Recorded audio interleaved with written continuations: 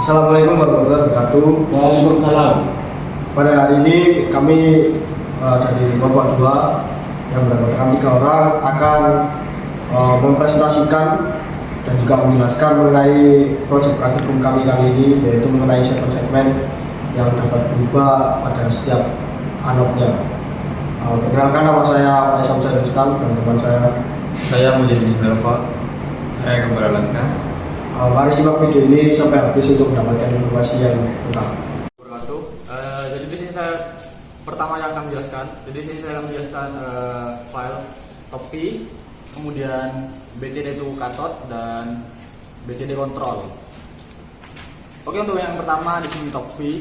Di modul top V di sini ada input wire CLK. CLK ini adalah identifier buat clock yang ada di master. Dia di sini untuk memberikan input sinyal yang akan digunakan di clock divider seperti itu. Kemudian di sini kita juga akan menggunakan 16 switch. Jadi switch di sini ini tiap 4 switchnya itu akan dipakai untuk mengatur satu anode untuk mengatur katode di satu anode gitu. Kemudian di sini ada input wire button. Di sini karena sebelumnya kita yang dua katode yang paling kiri itu diatur menggunakan button. Jadi di sini kita tugasnya itu mengubah button menjadi switch gitu. Jadi di sini empat-empatnya itu akan menggunakan switch seperti itu. Kemudian di sini ada anode. Di sini kita pakai 4 anode yang di sebelah kanan dan 8 katode. Di modul top ini kita sebagai main filenya. Jadi seperti biasa untuk main file biar menjalankan file-file yang ada di luarnya. Jadi di sini dipanggil untuk dijalankan di modul top. Di sini ada modul clock divider dengan inputnya CLK dan outputnya juga CLK. Di sini device CLK juga dipanggil. Kemudian ada modul refresh counter, modul anode control dan BCD control yang akan dijelaskan nanti, dan BCD itu cathode. Kemudian di sini saya langsung akan menjelaskan BCD itu cathode. Jadi file BCD itu cathode ini untuk mengatur bagaimana sih kalau cathode itu berbentuk angka 0 dan angka 1, 2, 3 dan seterusnya. Jadi kalau angka 0 itu bitnya ini bernilai 110000 untuk 1111111 dan seterusnya seperti itu. Kemudian BCD control. BCD control di sini dia mendeklarasikan 4 switch untuk 4 switch digunakan untuk menghidupkan untuk mengatur cathode dalam satu anode. Jadi ketika 4 switch itu dirubah, nanti di satu anode itu akan berubah nilainya. Misal mau dirubah 1, nanti switchnya itu dirubah, switch yang paling kiri itu dirubah dihidupkan 1 gitu. Mungkin sekian penjelasan dari saya. Untuk selanjutnya akan dijelaskan oleh teman saya. Baik, jadi selanjutnya di sini saya akan menjelaskan mengenai beberapa file seperti clock divider, terus kemudian refresh counter dan anode control.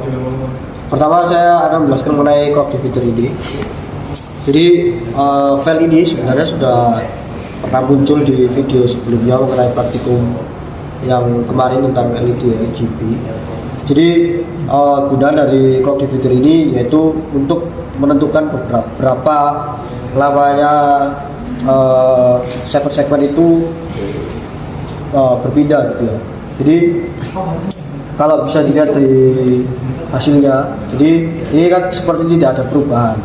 Hal ini dikarenakan di sini disetting nilainya sangat kecil. Sebelumnya ini disetting pada waktu 2 detik, tapi karena kebutuhannya untuk menampilkan sesuatu yang sifatnya konstan gitu ya, nilainya ada terus, makanya dikecilkan. Nah, kemudian selanjutnya ada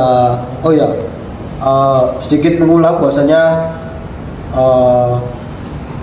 di CLK ini ada nilai 100 MHz yang nilainya itu adalah 100 juta Hz, dimana itu sama dengan 1 detik ya. Nah, karena kita butuhnya yang kecil, maka di sini dikecilkan dengan total 499. Nah, kemudian ada file refresh counter.v. Ini sebenarnya berkaitan juga dengan waktu dan juga file clock divider tadi, dimana ini didefinisikan ada input refresh clock dan juga outputnya yaitu refresh counter sama dengan 0. Nah, kemudian di bawahnya itu ada perintah ini ya, always add post add refresh clock. Ini maksudnya digunakan untuk melakukan perulangan. Jadi dimulai dari 0 itu nanti akan terus bertambah hingga nilainya 3. 3 ini maksudnya gimana? Kan kita menggunakan 4 anode ya, jadi 0, 1, 2, 3. Jadi dia pada dasarnya itu perbedaannya seperti ini, dari 0, 1, 2, 3, 0, 1, 2, 3, 0, 1, 2, 3. Itu sebenarnya sangat cepat, seperti cepat banget gitu ya. Tapi karena di sini kita kecilkan, maka perbedaan itu tidak terlihat di sini karena waktunya sangat kecil. Nah, selanjutnya yaitu adalah file mengenai anode control. File anode control ini kita mengambil beberapa variabel dari refresh counter, yaitu kita ambil nilai refresh counternya di sini. Kemudian kita lakukan percabangan yaitu switch case.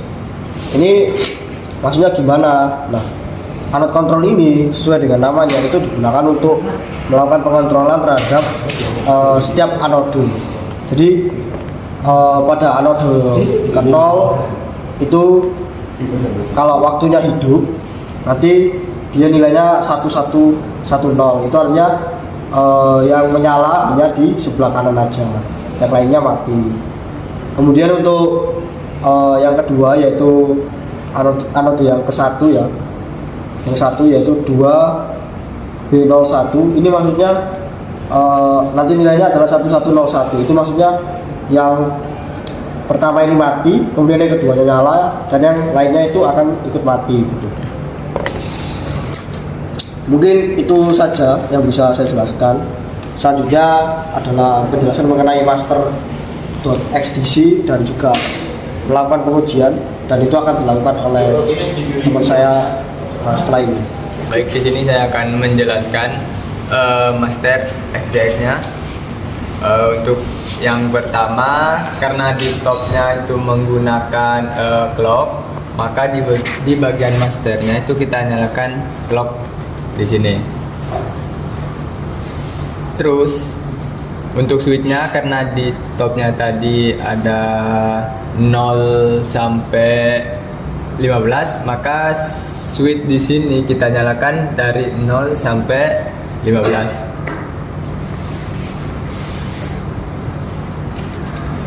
Lanjut ke bagian segmen.